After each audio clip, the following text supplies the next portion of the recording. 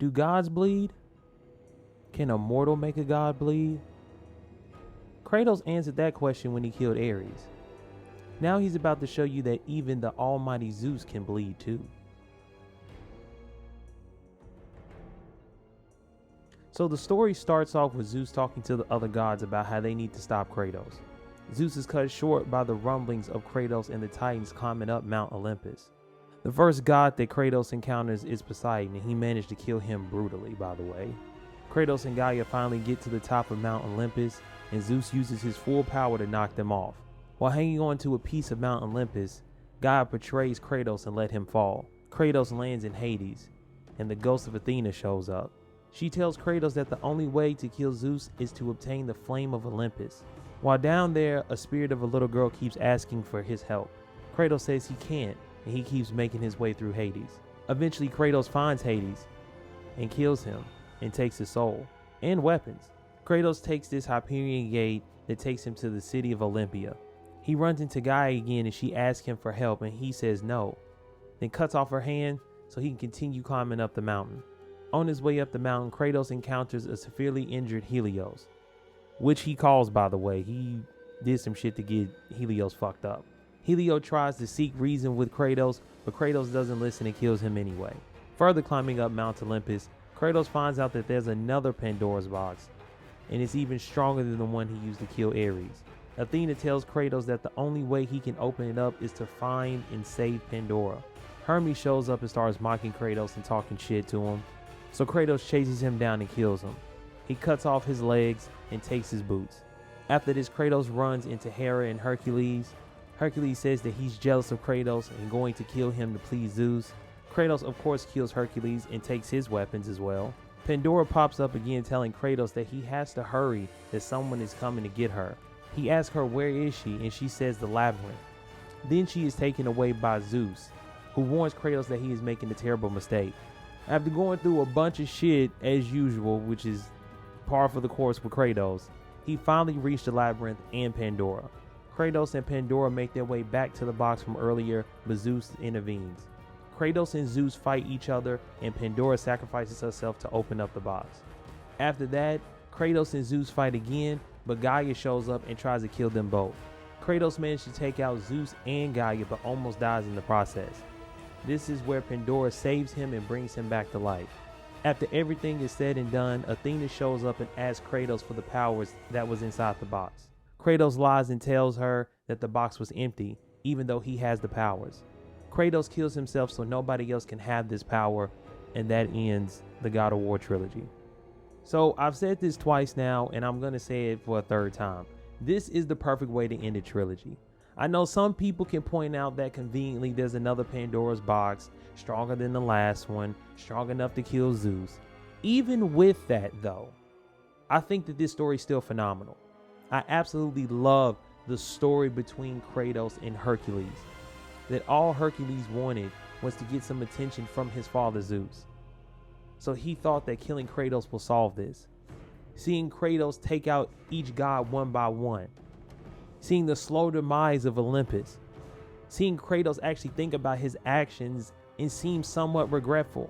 Just the perfect way to wrap up Kratos' story in this original trilogy. So with this being the final God of War game at the time, Santa Monica Studios went all out. Not only with the visuals but the gameplay as well, which is the one thing that was desperately needed.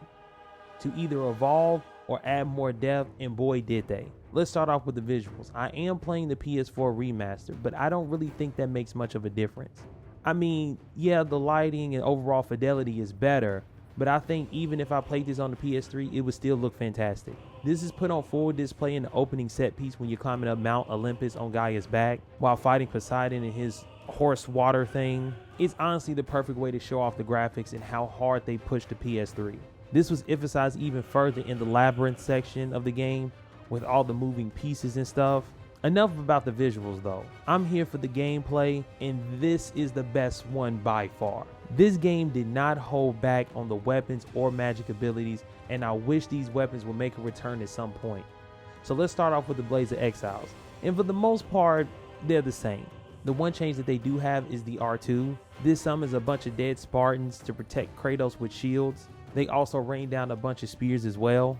The next weapon you get is the Bow of Apollo, and this weapon is pretty good, mainly for one reason, and that's fire arrows. If you charge the fire arrows, the fire will spread to other enemies if they're close enough.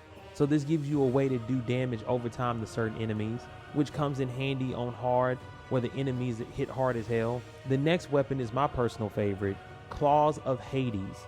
And they are like the Blades of Exiles, but with hooks. The cool thing is that they have summons of enemies that you've defeated throughout the game.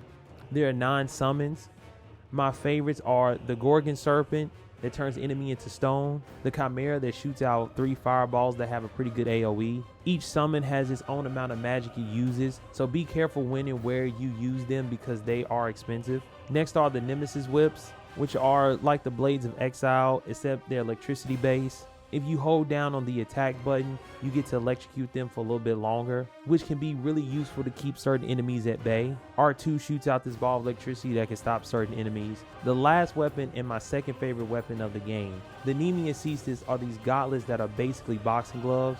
Kratos turns into a boxer and is fucking amazing. When you do R1 in square and R1 in triangle special moves, these chains pop out the mouths of them as well. R2 creates a shockwave type move that can be followed up by additional button presses to extend it. Since all the magic abilities are tied to the weapons, there are only 2 additional items you get. The Head of Helios, which is similar to Medusa's head. Instead of turning them into stone, it blinds them. It can also reveal invisible enemies in chests, and trust me, there are a lot of both. If you shine the light on certain walls, it'll reveal hidden chests. The second weapon you get is the Boot of Hermes. You can run fast through enemies and knock them up in the air. They're also used to climb up certain walls. So now onto the enemies. They're awesome and bullshit at the same time. So with this being the last God of War game, this game basically is the greatest hits of all the enemies that have come before. As usual though, there are a few new ones, so let's talk about them. Starting off with the stone and bronze Talos. These things are the pure definition of a powerhouse. They move relatively fast and hit like a train. The stone one is the least durable, but still packs a punch. The bronze one, on the other hand, is way more tough and hits every bit as hard, if not harder. The last enemy that I know of are these stupid scorpions. They're not the worst, but they're just annoying because the game throws so many of them at you in these small spaces. This one is by far the best one of all the older games. It's still visually stunning to this day, 12 years after its original release date, and 7 years later after the remaster's release date. This is the best example for a proper send-off to a gaming icon and franchise.